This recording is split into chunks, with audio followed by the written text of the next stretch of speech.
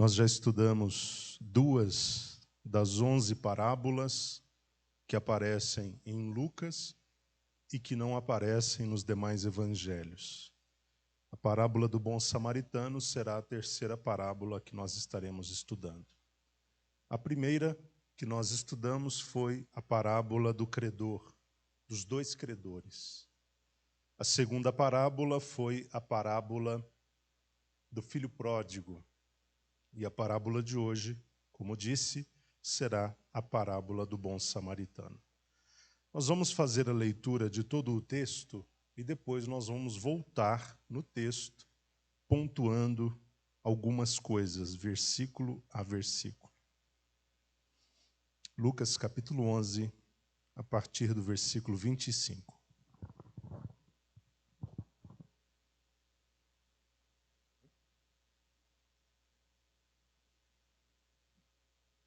Desculpe, Lucas 10, a partir do versículo 25. Amém, meus irmãos?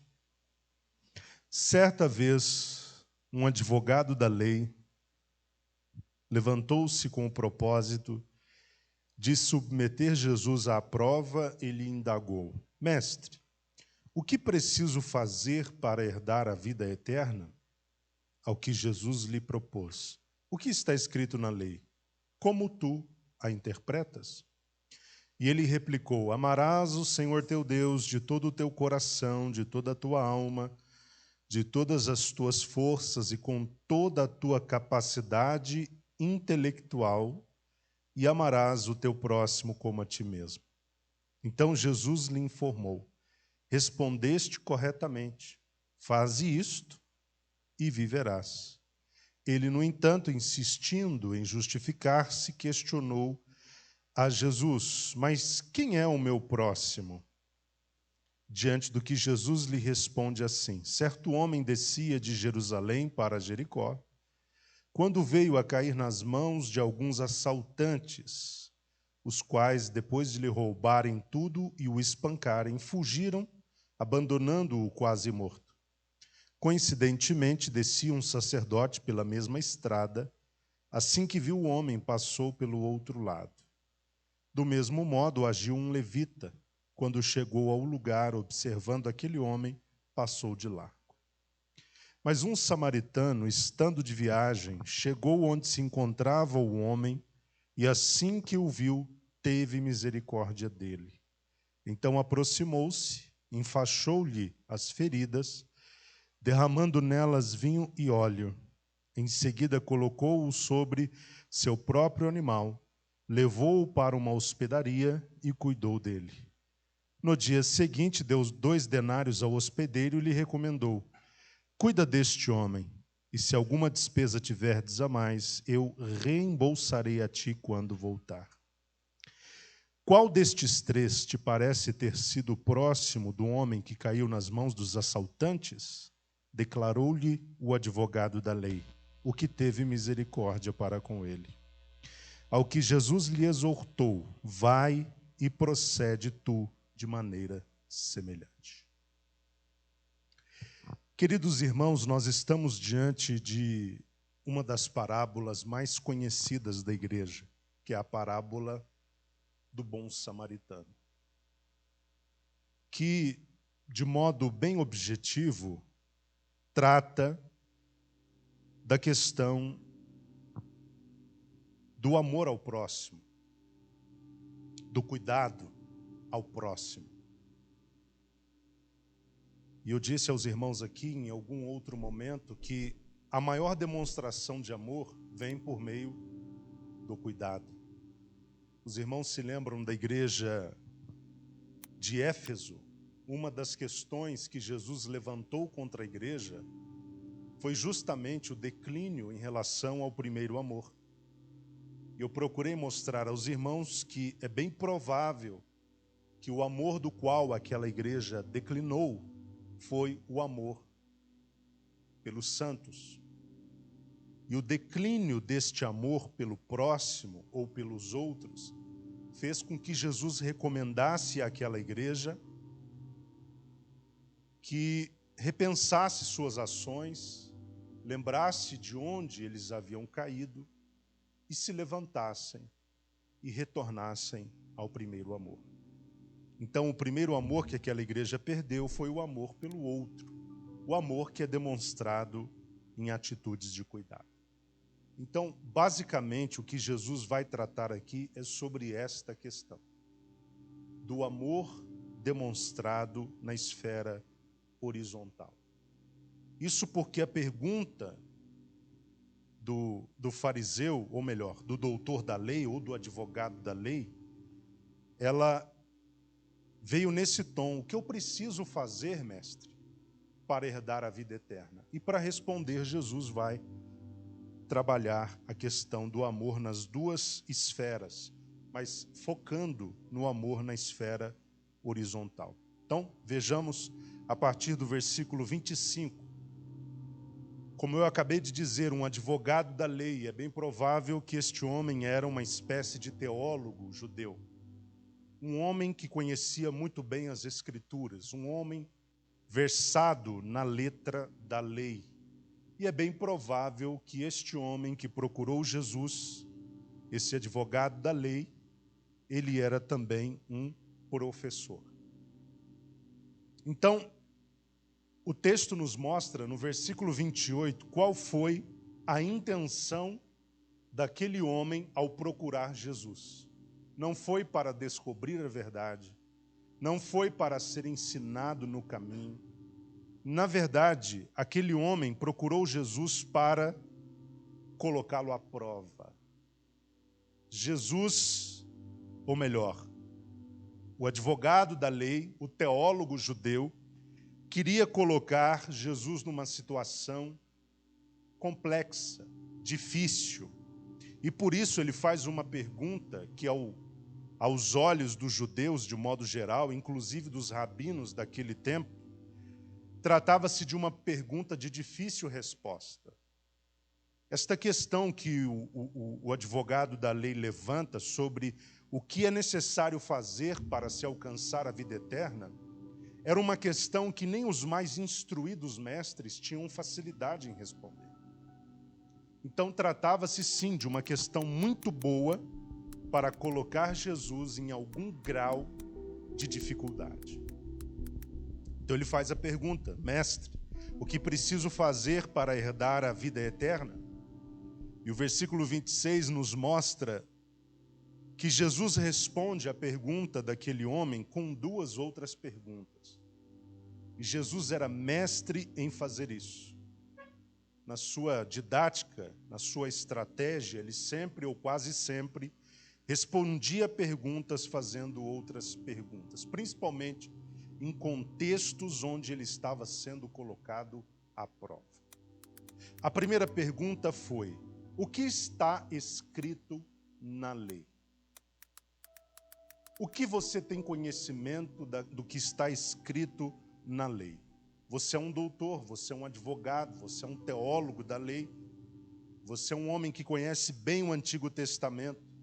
O que está escrito lá? Mas Jesus faz uma segunda pergunta, que foi: como tu a interpretas? Porque Jesus queria averiguar se o que aquele homem sabia da letra da lei estava alinhado com o correto entendimento daquilo que estava escrito na lei. E por isso Jesus perguntou também: como tu a interpretas? Porque aquele mestre poderia facilmente mencionar ou verbalizar a parte escrita da lei. E isso ele faria corretamente, porque era um exímio conhecedor.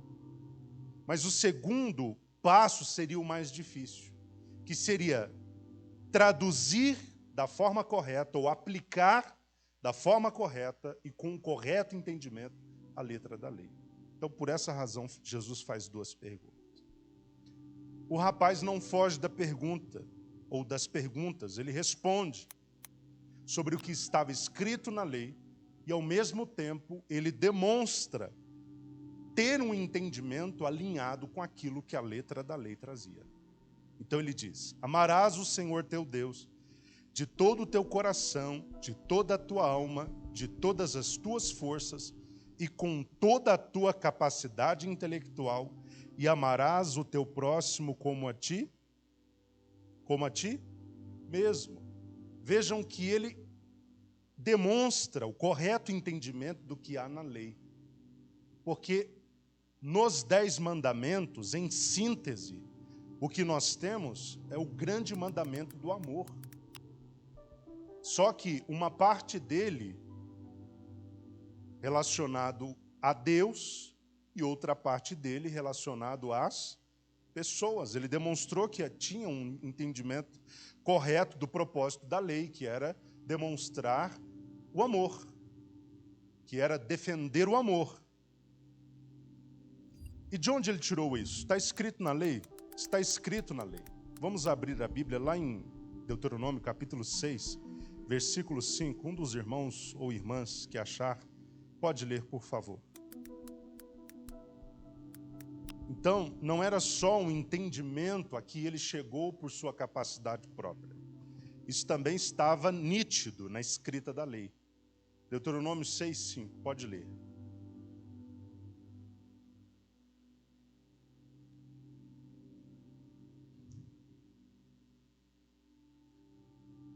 Está claro na lei. Quando Moisés ele repete a lei àquela segunda geração, ele menciona 3 aspectos que envolvem o amor. O amor, como está no texto, de todo o coração, o amor de toda a alma, o amor com todas as forças. E de onde ele tirou essa compreensão acerca da segunda parte do mandamento do amor? Levítico capítulo 19, versículo 18. Um dos irmãos ou irmãs pode ler.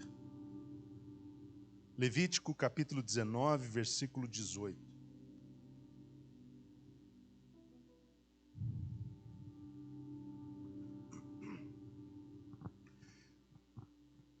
A última parte desse versículo diz claramente: amarás o teu próximo como a ti mesmo.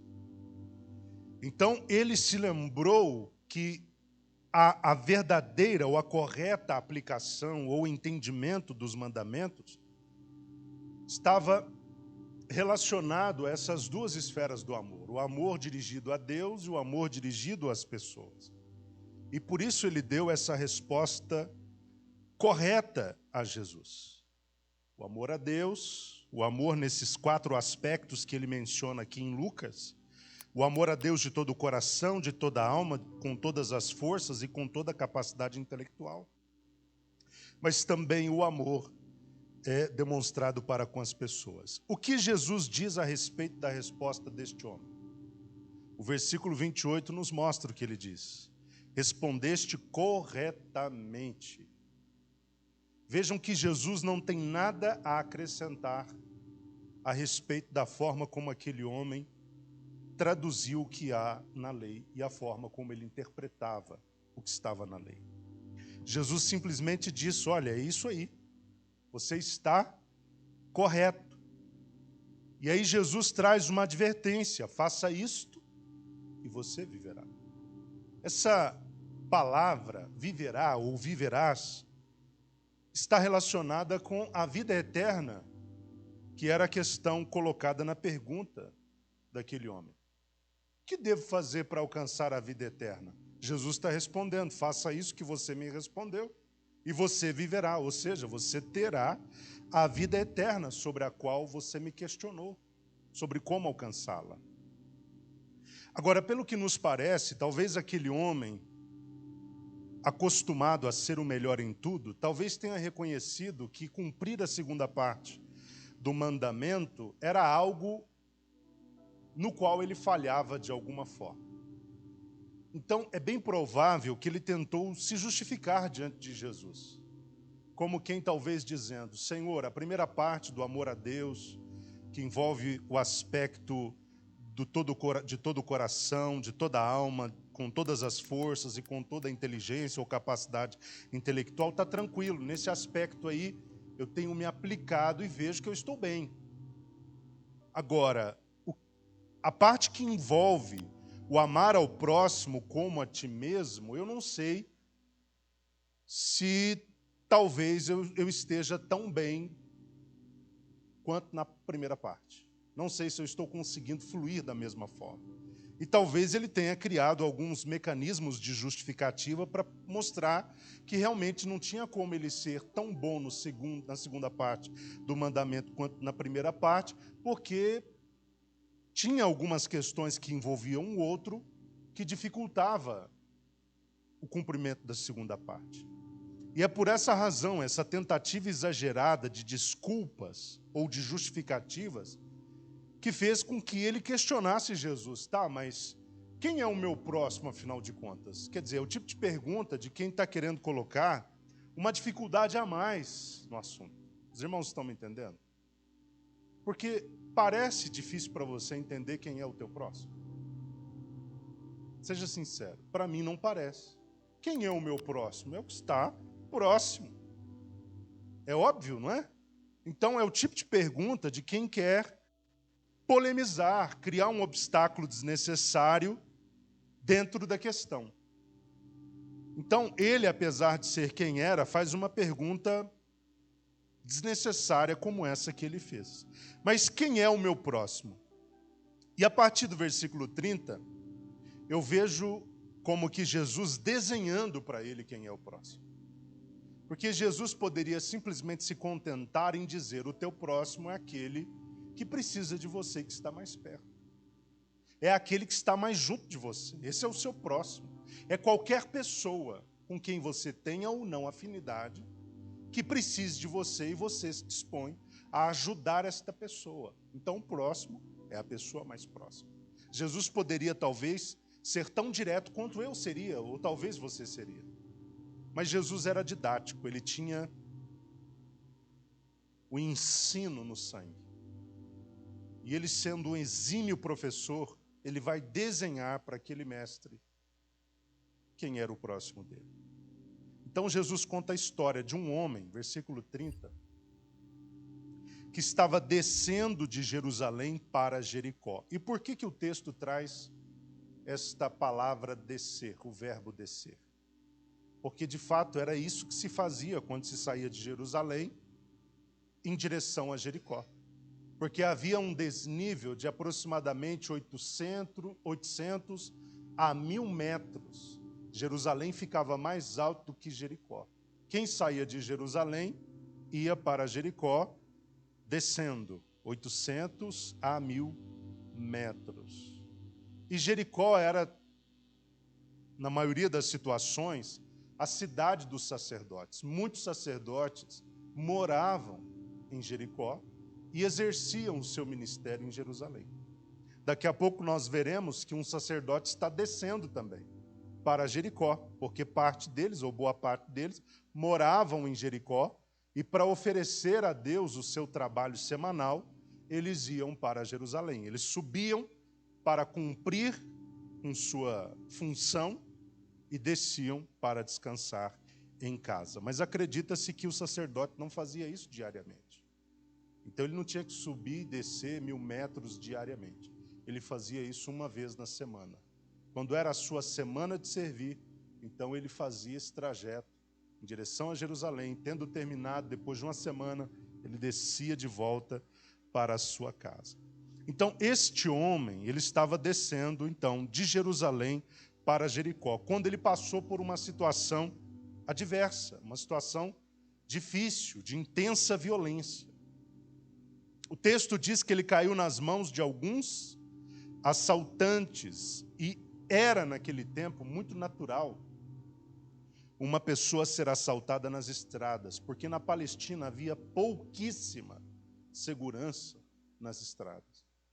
Então as pessoas transitavam em meio aos perigos, ok? O Império Romano, em muitas áreas da região sob sua dominação, melhorou muito a questão da segurança.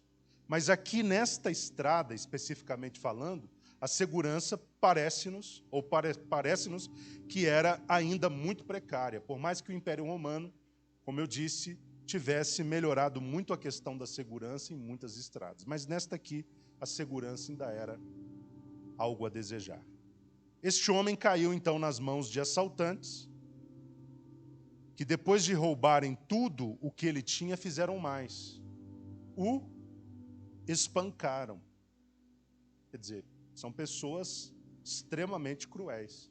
Não só tiraram o que aquele homem tinha, o texto não diz o que ele tinha, apenas diz que ele foi roubado de tudo o que tinha, depois disso foi espancado, e então aqueles assaltantes fugiram e deixaram aquele homem, provavelmente, à beira da estrada, ali quase que como morto.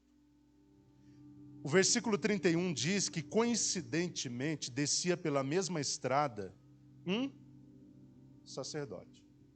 Quer dizer, era um homem que estava voltando da sua semana de trabalho. Então, a gente achar que aquele sacerdote, como a gente já ouviu aí, tanta gente pregando e ensinando, que ele passou ao largo do homem para não chegar atrasado no cumprimento das suas tarefas, é um equívoco. Porque se ele morava em Jericó e estava vindo de Jerusalém para Jericó, logo estava voltando para casa, ele já tinha cumprido suas obrigações. Então ele tinha tempo, ok? Ele não estava atrasado para fazer absolutamente nada. Aquele sacerdote, então, que estava voltando da sua semana de ofício ou de trabalho, assim que ele viu o homem, percebeu que tratava-se de um homem que havia sido espancado, estava como que morto, sem reação, alguém que tinha sofrido uma grande violência. Ao invés de se compadecer e procurar aquele homem para, de algum modo, tentar ajudá-lo, o sacerdote passou pelo outro lado. E talvez o sacerdote tenha pensado o seguinte: eu não sei se ele está morto, porque se estiver morto e eu tocá-lo, eu vou ficar impuro. Eu não sei se é um gentio, se for um gentio e eu tocar, também vou ficar impuro. Não sei se é um samaritano, que volta e meia passa samaritano por aqui. Se eu tocá-lo, também vou ficar impuro, vou ficar numa situação constrangedora. Vai que passa alguém e vê um sacerdote tocando num samaritano. Na dúvida, prefiro dar a volta, fazer vistas grossas e fingir que eu não vi. Eu creio que desta forma o sacerdote equacionou a situação. Do mesmo modo, versículo 32, agiu um levita. Eu não sei porque não sei se ele se inspirou na atitude do sacerdote, que talvez ele viu um pouco à frente tomando essa decisão de passar ao largo, ou se, mesmo sem ter visto como o sacerdote reagiu, ele decidiu por livre e espontânea vontade agir da mesma forma. Não sei qual das duas situações aconteceu. O fato é que o levita, ele fez a mesma coisa. Quando ele viu aquele homem, ele passou ao largo. Significa que ele passou longe daquele homem para não ter contato com ele. Agora, versículo 33, Jesus diz que não foi isso que um homem samaritano fez. É interessante como Jesus coloca o samaritano na história. Isso deve ter chocado os judeus que estavam escutando essa parábola, porque é óbvio que Jesus não estava falando só àquele que lhe perguntou, ok? Jesus vivia cercado de pessoas. O texto está pontuando alguém que no meio da situação se pôs em pé, provavelmente, porque perguntas importantes se faziam em pé, e vociferou sua pergunta. Mas é claro que tinha pessoas no entorno escutando. E agora Jesus meio que choca aquelas pessoas, inclusive o advogado da lei, colocando um samaritano na história, dizendo que esse samaritano também estava de viagem. E quando ele chegou onde estava aquele homem em estado deplorável, lamentável, quase que morto, ou aparentemente morto, o que ele fez? Fez como o sacerdote e como o levita? Ele escolheu passar ao largo, fazer vistas grossas, fingir que nada tinha acontecido? Não. Em se tratando do samaritano, que estava de viagem, quando chegou próximo ao homem, assim que o viu, teve misericórdia dele. O que é ter misericórdia, irmãos? O que é ter compaixão? A depender da versão, creio que talvez apareça a palavra compaixão. O que é ter compaixão? Paixão junto. A pessoa compassiva, misericordiosa, ela coloca-se no lugar de quem está sofrendo. Eu creio que aquele samaritano, ele deve ter olhado para aquele homem quase que morto, pensando, se eu fosse esse homem, o que eu gostaria que quem passasse por aqui fizesse por mim? Que parasse, que me procurasse, que se inclinasse na minha direção, para pelo menos verificar se eu estou vivo. E estando vivo, que essa pessoa tomasse uma iniciativa de me ajudar. Então eu acredito que o samaritano, ele deve ter se colocado na pele daquele homem. E por isso teve compaixão dele, teve misericórdia. Ele viu que precisava fazer alguma coisa. E mais do que isso, ele viu que podia fazer alguma coisa. Ele poderia ter se comportado como os dois que o antecederam. Mas ele resolveu ter uma atitude mais nobre e por isso moveu-se de compaixão. Ele olhou para o homem, viu que ele estava numa situação muito complicada. Se ele continuasse ali no caminho, seja no meio, seja à beira, ele morreria. Talvez estava nu, sem roupas. Olha que vergonha para um homem ou para uma mulher estar num estado desse, depois de ter sofrido uma violência, ainda estar nu, ainda estar, sabe, numa situação indigna, de indignidade. Isso é terrível, meus irmãos. Emocionalmente falando, isso é terrível. Então aquele rapaz decidiu ajudá-lo. Versículo 34. Ele se aproximou, diferentemente dos outros dois que passaram longe, ele se aproximou. O que ele fez? Tirou lá do seu kit de viagem o kit de primeiros socorros. Ele enfaixou as feridas do homem. Quer dizer, ele decidiu dedicar tempo para dar o primeiro tratamento para aquele rapaz. Tirou lá a faixa, enfaixou as feridas. O que ele fez? Derramou nelas vinho e óleo. O vinho era para quê? O vinho era para esterilizar o local. Era para tirar qualquer bactéria, micróbio, alguma coisa que pudesse ter se instalado ali depois da violência. Depois que ele esterilizou o local, ele limpou o local com vinho, ele colocou o óleo. E é bem provável que este óleo contivesse algumas especiarias, que eram elementos naturais utilizados para tratamento de feridas. Naquele tempo, o acesso ao remédio não é como hoje. Você vai na farmácia, eu preciso de uma dipirona, eu preciso de um paracetamol, eu preciso de uma pílula que vá tratar isso ou aquilo. Não era dessa forma. Eles recorriam muito à questão da medicina natural.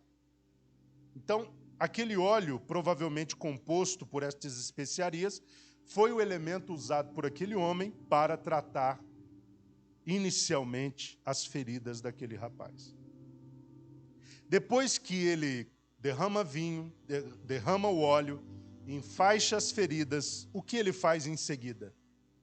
Ele poderia ter pensado, já cumpri mais do que a minha obrigação. Agora eu vou esperar, vou orar para que Deus mande outra pessoa e termine de cuidar dele. Você conhece gente assim que não faz nada completo? Conhece gente assim que não faz as coisas por completo? Ele faz uma coisinha de nada e diz, já fiz mais do que a minha obrigação, agora é outro. Empresa é bom para acontecer isso, né? Funcionário gosta disso. Ah, não, mas eu já tirei daqui até aqui. Nossa, já fiz mais do que eu devia. Agora é outra pessoa, é trabalho para outra pessoa. Agora isso aqui não é minha função mais. Vocês estão me entendendo? Mas, em tese, não era nem função dele tratar as feridas do homem, porque é bem provável que ele não fosse médico. Vocês estão me entendendo? Mas ele se propôs a tratar do homem, porque era o que estava a seu alcance. E foi isso que ele fez. Movido de compaixão, fez o que estava ao seu alcance. O problema é quando a gente não faz nem o que está ao nosso alcance. Vocês estão me entendendo? Se nós nos aplicássemos a pelo menos fazer o que está no nosso alcance, meu Deus, quantas coisas nós não faríamos. O problema é que nem o que está a nosso alcance, muitas das vezes nós estamos fazendo. Pode falar, João.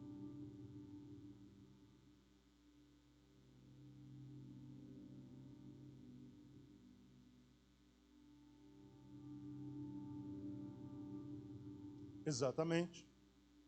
Mas aquele homem fez a obra completa. Deu o tratamento inicial. O segundo passo agora é levá-lo para um lugar onde ele possa ser melhor tratado. Por isso eu disse que quando nós vamos fazer algo, temos de fazer completo. Porque senão não faz sentido a gente fazer. Tratou inicialmente o homem, mas agora colocou-o sobre o seu próprio animal. Se ele coloca o homem sobre o animal, ele tem de fazer o quê? Não andar nele, né? Andar a pé. E deixar que o homem que está debilitado siga no lombo do animal, porque ele não tem condições de caminhar por si mesmo. Colocou o homem, aquele debilitado, no lombo do animal e levou-o para uma hospedaria. E fez o quê, meus irmãos? Simplesmente chegou lá como quem chega com um saco de arroz e deixa em cima do balcão. Está aqui, aí vocês verificam o que dá para fazer com esse homem. Foi isso que ele fez? Não. Ele cuidou dele. Ele ainda tinha algum tempo para isso. Então ele decidiu cuidar daquele homem, mesmo que ele não pudesse cuidar por muito mais tempo, mas pelo tempo que ele tinha à disposição, ele decidiu cuidar daquele homem que ele colocou naquela hospedaria. A hospedaria estava no caminho. E é claro que a hospedaria do caminho não era um hotel 5 estrelas. A gente sabe que as hospedarias judaicas, naquele tempo, elas tinham lá suas precariedades. Mas ele procurou a melhor que podia, ou a que estava mais próxima, para levar aquele homem para seguir com o seu tratamento. Lá ele teria a segurança do lugar, lá ele teria a assessoria de outras pessoas, quem sabe até de um médico. Lá ele teria outros recursos para se recuperar. Então, por isso, o samaritano, que Jesus qualifica como bom, levou-o para aquele lugar e cuidou dele. E, pelo que nos parece, cuidou dele durante toda a noite. Porque o versículo 35 diz, no dia seguinte, ele já não podia continuar mais com os cuidados daquele homem. Ele precisava seguir com o seu compromisso.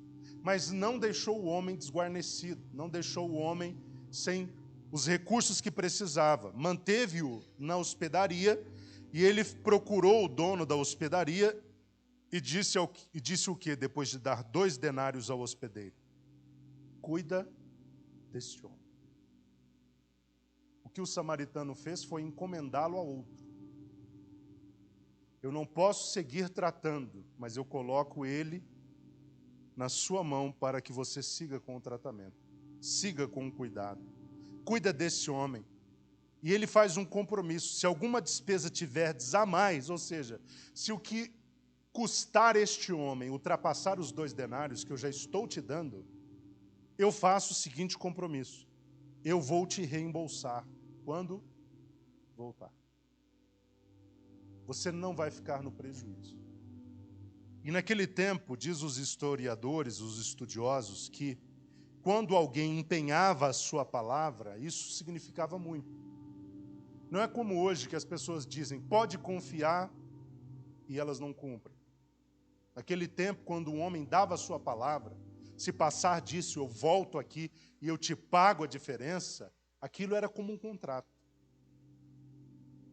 Hoje você precisa de contratos assinados porque as pessoas não têm palavra. Concorda? Então você precisa de um documento para que, caso você precise cobrar o cumprimento de determinado acordo, você procure a justiça e prove que o acordo foi feito e que a outra parte não cumpriu, e aquele contrato assinado vai colocar a outra parte em dificuldade. Mas o contrato existe porque as pessoas não têm palavra. Mas naquele tempo a palavra era um contrato. Ela era suficiente. E aquele homem está se responsabilizando por reembolsar o hospedeiro caso as despesas ficassem mais altas. Agora, no versículo 36, Jesus faz uma outra pergunta ao mestre, ou ao advogado da lei. Qual destes três te parece ter sido próximo do homem que caiu nas mãos dos assaltantes? Foi o sacerdote? Foi o levita? Ou foi o samaritano? É interessante, irmãos, que o judeu ele era tão orgulhoso, que quando o mestre vai responder, ele não mancha os seus lábios falando a palavra samaritana. Porque ele era muito orgulhoso para isso. Como é que ele responde, Jesus?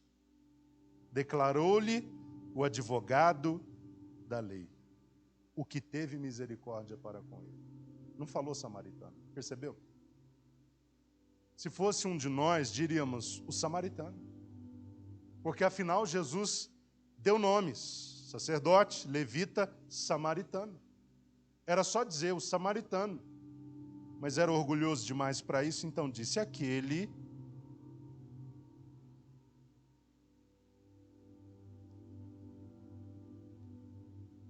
versículo 37. O que teve misericórdia para com ele. Então o mestre da lei está reconhecendo que o próximo do homem que caiu nas mãos dos assaltantes foi aquele que teve misericórdia para com ele, ou seja, o samaritano. Então Jesus lhe exortou ao advogado da lei, vai e procede tu da mesma maneira.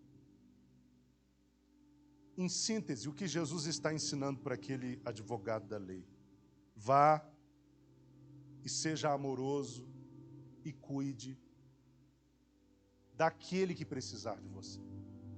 Seja alguém com quem você tenha afinidade, seja alguém com quem você não tenha afinidade. Seja alguém que em tese você ama, seja alguém que em tese é seu inimigo. Vá e cuide dessa pessoa. O teu próximo é qualquer pessoa que precise de você. Amando a Deus e cuidando das pessoas, uma demonstração de amor vai te dar a vida eterna. E nós precisamos, irmãos, nos valer desse ensino de Jesus para repensar a nossa forma de amor pelo outro. Eu já falei muito sobre isso no ano passado. Então os irmãos já cansaram de me ouvir falando sobre isso. Mas a gente precisa se aplicar cada vez mais e melhor no cuidado para com as pessoas. É como eu tenho dito há muito tempo, nós podemos ser grandes expoentes no amor a Deus, termos uma relação de grande fidelidade, de grande amor, de grande comunhão, ter um relacionamento profundo com Jesus, com o Senhor. Mas existe uma outra parte do mandamento que é tão importante quanto essa, que é a parte do amor pelo outro, que é a parte do amor que é demonstrado pelo cuidado quanto ao outro. Eu vejo que à medida que o tempo passa, o que Satanás tem feito em muitas igrejas é justamente afastar os crentes uns dos outros, esfriar o amor no coração dos crentes, fazer com que os crentes se individualizem e percam o senso de comunidade, de unidade de corpo. Não é isso que tem acontecido? Não é isso que está acontecendo em muitas igrejas? As pessoas estão cada vez mais indiferentes umas às outras. E qual é o contrário do amor? A indiferença. Não é o ódio, é a indiferença. É o tanto faz. Não me importa. Não existe para mim. Vocês estão me entendendo? E Satanás, infelizmente, ele está levando muitos crentes para este lugar de descuido quanto ao próximo. Quantas pessoas não estão como este homem ilustrado por Jesus na parábola?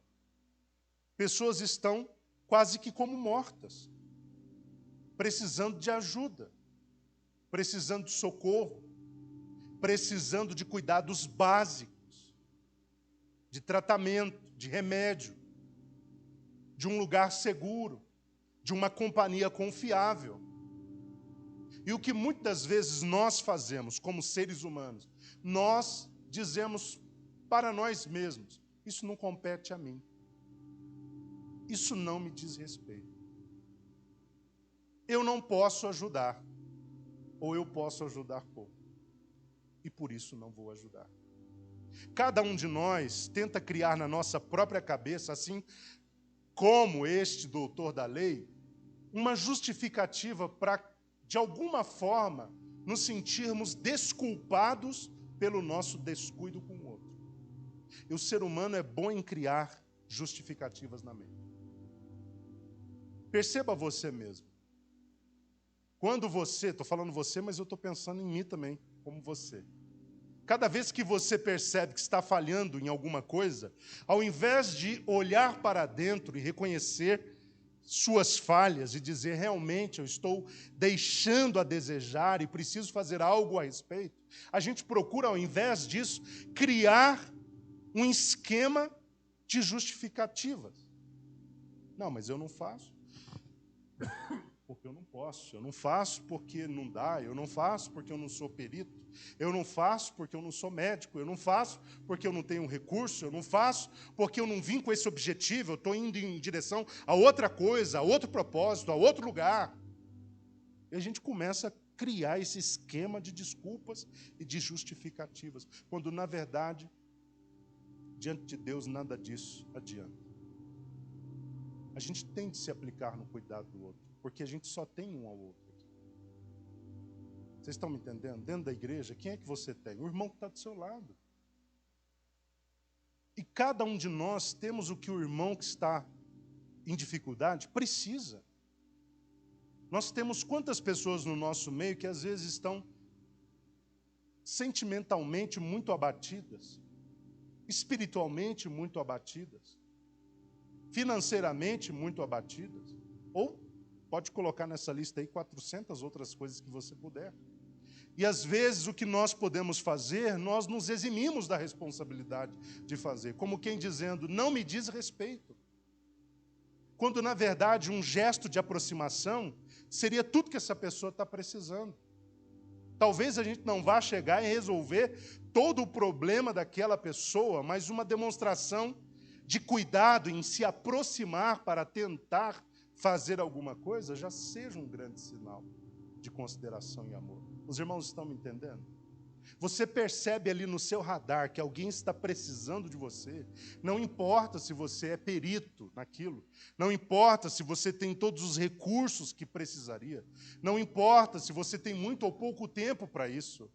Veja como você pode ser o samaritano dessa pessoa, a pessoa que vai ajudá-la a se levantar e a ser restaurada daquele estado, daquela condição. Porque sempre tem alguém precisando de ajuda bem próximo a nós. Eu acho que é uma oração que a gente tinha de fazer com mais intensidade a Deus. Senhor, me faz ver as pessoas que estão tão próximas ou tão perto, ou tão ao meu alcance, que precisam de ajuda, mas eu não me dou conta de que elas precisam de ajuda e de que eu posso ajudá-las. A igreja não pode perder isso de vista, meus irmãos.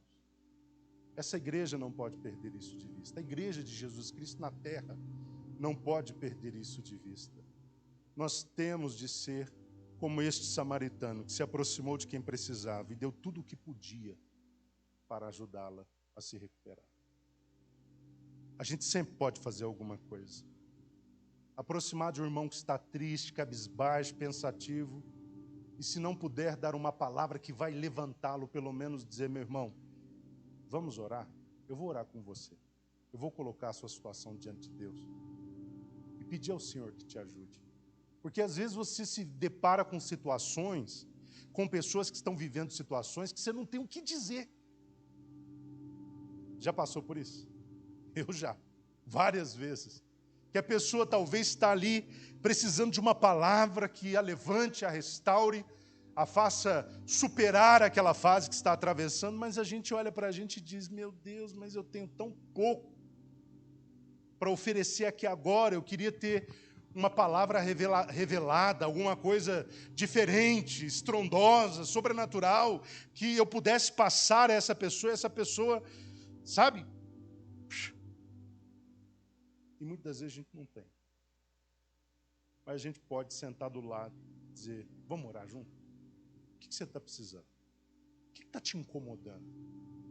Ah, mas isso aqui está me incomodando. Eu posso orar para que Deus te ajude com isso? Pode, então vamos orar juntos sobre isso. Isso é demonstração de cuidado. Isso é demonstração de amor. A gente tem que aprender a se colocar à disposição de quem está precisando. E essa é uma tarefa que não é só da liderança da igreja, é uma tarefa da igreja, de todo crente, de todo membro que compõe o corpo de Jesus Cristo. Se a gente sabe que alguém está ali quase que morto, a gente tem sim o dever, a obrigação de demonstrar cuidado, se aproximando, ajudando e tentando levantar essa pessoa desse estado, dessa situação.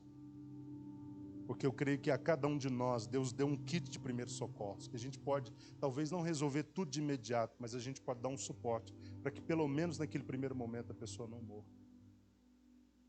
Amém, irmãos? Pelo menos um kitzinho de socorros.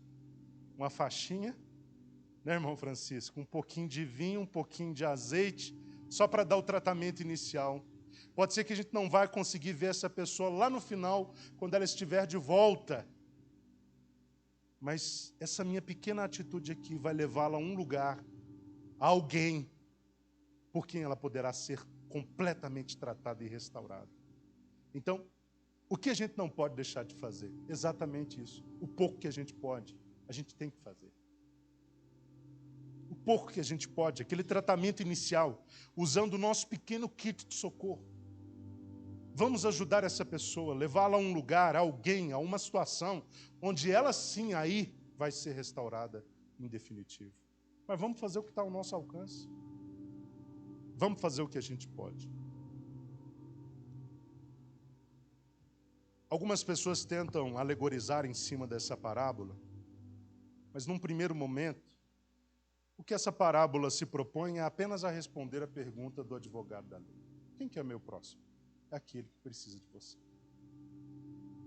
Mas há quem alegorize um pouco mais, coloca os assaltantes como sendo os demônios, o diabo, que rouba o vigor, a vida, a alegria das pessoas, o diabo como sendo este que espanca sem piedade, sem dó, deixa as pessoas ali sem reação, sem condições de seguirem com suas vidas. Eles também colocam esse samaritano como sendo Jesus, que é aquele que, sem medir esforços, se compadeceu do nosso estado deplorável. Foi, prestou-nos o socorro e nos levou para um lugar onde seríamos cuidados. E onde é o lugar onde somos cuidados? A igreja. Com seus erros, defeitos, limitações de instalagem, precariedades, mas é o lugar onde Deus nos colocou, ou Cristo nos colocou, para sermos tratados até que Ele volte. Esse é o lugar onde Deus, nesse sentido, eu creio, eu concordo muito com essa analogia, ou com essa metáfora, ou com essa aplicação. Que a igreja é sim o lugar onde nós estamos para nos tratarmos uns aos outros, para nos recuperarmos. A igreja tem que ser um centro de tratamento psicológico, de certa forma, né? Um centro de tratamento espiritual, acima de tudo. Um centro de tratamento para todas as áreas da vida humana, onde o homem é afligido. É aqui que a gente é tratado. Está crescendo aí, e a Leila já falou muito sobre isso em várias aulas da escola dominical, esse movimento dos desigrejados que diz, eu sou igreja. Não, sozinho você não é igreja. Como um membro sozinho não é corpo, vocês estão entendendo? Então é errado dizer, eu sou igreja. Não, você não é igreja. Você pode ser um templo do Espírito Santo, mas igreja você é quando está na igreja, quando está junto à igreja de Jesus Cristo, a comunidade, o organismo vivo que compõe o corpo de Jesus. Aí sim, inserido no organismo vivo, que é a igreja, você é a igreja. Mas desaliançado, desvinculado, desmembrado da igreja como um organismo, nós não somos igreja. Então, esse é o lugar que Deus estabeleceu para que nós pudéssemos ser tratados. E a gente trata uns dos outros aqui. O líder trata da igreja, mas os irmãos entre si também tratam uns dos outros. E às vezes essa aplicação no cuidado dá uma certa despesa. Entendido, meus irmãos? Pode falar, João.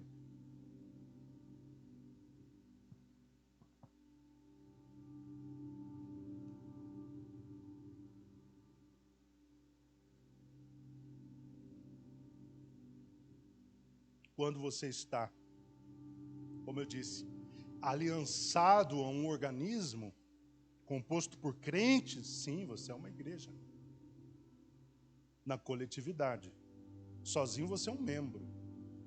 Mas igreja, nós só somos em coletividade, juntos, em unidade, no corpo de Jesus Cristo. Pode falar.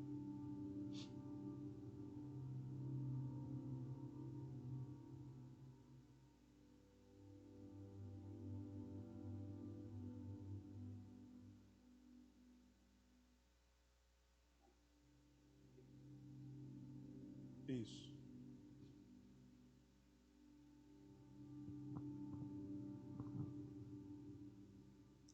Exato. Está fazendo crescer essa geração de gente que acha que não precisa da igreja, porque na igreja está pior do que fora da igreja. Então é melhor eu ser crente em casa, servir a Jesus lá na minha casa, no meu lar, e estar completamente desassociado dessa comunidade. Mas a igreja, desde que foi inaugurada no Pentecostes, ela existiu em comunidade. Em que momento da história a igreja não existiu em comunidade? A igreja se reúne desde o Pentecostes até hoje, porque é importante que haja essa visão de comunidade, de corpo. A gente precisa estar junto, para a gente também cumprir esta parte do nosso ministério cristão, que é o ministério do cuidado de uns para com os outros. Como é que você vai ser cuidado e cuidar sem estar aqui, em igreja, como igreja, no organismo? Como é que você vai ser cuidado e vai cuidar? Não é possível. Agora, cuidar dá despesas, é óbvio que dá. E às vezes você fica desanimado com o custo do cuidado que você está oferecendo. Mas aí vem uma boa notícia. Aquele que nos deixou aqui para ser cuidados e para cuidar, ele diz, se passar do ponto, eu pago a diferença. Fique tranquilo. Se o que você está tendo de despesa no cuidado das pessoas já passou do limite, fique tranquilo.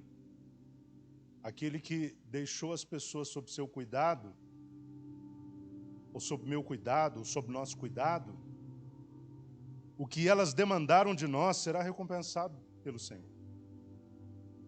É por essa razão que a gente não pode desanimar do cuidado, mesmo que os custos estejam passando da conta. Porque nós temos alguém que vai pagar a diferença. Isso é extraordinário, Jesus vai pagar a diferença. Então, se aplique no cuidado do outro, por mais que isso seja, sim, custoso. Mas vai cuidando, vai ajudando. Essa pessoa se permitiu ser ajudada, ajude, porque tem gente também que não se permite ser ajudada. Tem esse outro lado da moeda. Tem gente que está morrendo, respirando por aparelhos e você quer ajudá-lo. Mas a pessoa não quer ser ajudada, ela se recusa a ser ajudada. Tem essas pessoas. Mas 99% das pessoas que estão em dificuldade, elas querem ser ajudadas. Cabe a nós nos aproximarmos com esse sentimento de compaixão, porque uma compaixão tão elevada quanto a do samaritano só pode brotar num coração que ama muito a Deus e que ama corretamente as pessoas.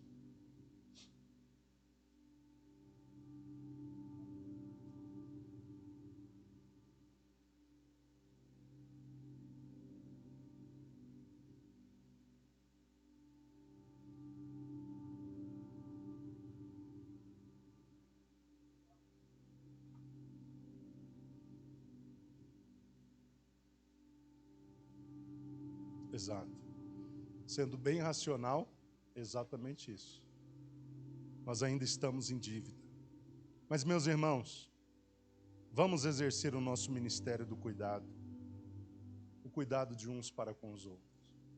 Não vai descer nenhum arcanjo, querubim ou serafim para cuidar. Seremos nós mesmos. O próprio Deus não vai vir do céu para pessoalmente cuidar. Porque eu vejo muito o cuidado de Deus por meio das pessoas. Ele usa esse veículo, esse caminho, para tratar, para restaurar, para fortalecer. Vocês estão entendendo isso? Qual é o veículo que Deus usa para tratar aquele que precisa de algum tipo de tratamento? Serão as pessoas. Somos nós. Então, vamos nos aplicar no amor que é demonstrado por meio do cuidado. Será que eu estou sendo cuidadoso o suficiente com as pessoas? Se eu não estou sendo cuidadoso o suficiente com as pessoas, isso pode ser o sintoma de um amor ainda enfraquecido e que precisa de fortalecimento. Se ver o outro em dificuldade, seja ela qual for, espiritual, emocional, familiar, profissional, seja qual for a dificuldade, isso não me levar a um lugar onde eu vou me condoer com essa pessoa, então eu preciso fortalecer o meu amor nessa esfera aqui, ó. Talvez não nessa esfera vertical, não nesse sentido vertical, mas no sentido horizontal, com certeza. Aprimorar o meu amor para com as pessoas. E como é que eu aprendo a amar? Amando. Parece um pouco óbvio, né? Como é que eu aprendo a amar? Amando, assim como você aprende a andar, andando. Como você aprende a falar, falando. Quando você aprende a se levantar, levantando. Isso significa que para a gente se aperfeiçoar no amor, a gente precisa praticar o amor. Lutar por praticar o amor. Porque quanto mais nós lutarmos na prática do amor, mais nós amaremos adequadamente. Então, que nós fiquemos com essa palavra em mente, com essa palavra no coração. A vida eterna envolve o amor a Deus, mas também o amor para com as pessoas. E como eu disse, eu estou falando a essa igreja o que pouco se fala hoje nas igrejas. Porque há uma ênfase, e com toda validade possível, na primeira parte do mandamento, que é a questão do amar a Deus. Tem que enfatizar mesmo. Tem que bater nessa tecla mesmo. Tem que sublinhar isso mesmo. Mas sem negligenciar a segunda parte do mandamento, que envolve a nossa relação com as pessoas. A nossa relação de amor para com as pessoas. Então, que nós nos apliquemos a isso. Que essa parábola nos sirva de lição. Sempre tem alguém quase que morrendo próximo a nós. E nós somos os responsáveis por colaborar no cuidado dessa pessoa. Muitas das vezes o cuidado não será só nosso. Não seremos só nós aqueles que estarão cuidando. Mas Deus vai usar a comunidade para te ajudar nesse cuidado. Deus vai usar os demais irmãos para te ajudar nesse cuidado. Mas não deixe de cuidar. Por mais que os recursos próprios sejam escassos, os recursos pessoais, espirituais e até intelectuais sejam escassos. Não deixe de cuidar por isso. Dê ao outro, mesmo que seja pouco, do seu cuidado, do seu tempo, da sua atenção. E isso já pode salvar essa pessoa. Amém, meus irmãos? Deus abençoe a todos em nome de Jesus. Querido,